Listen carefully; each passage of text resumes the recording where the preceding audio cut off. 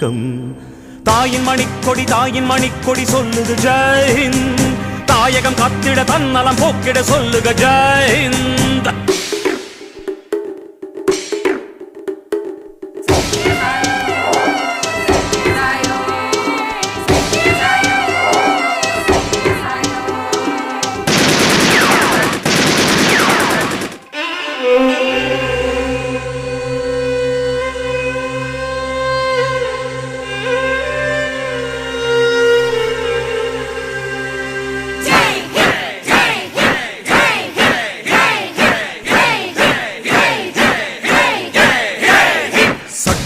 நம் சட்டம் புது வேகம் கொள்ளாதோ.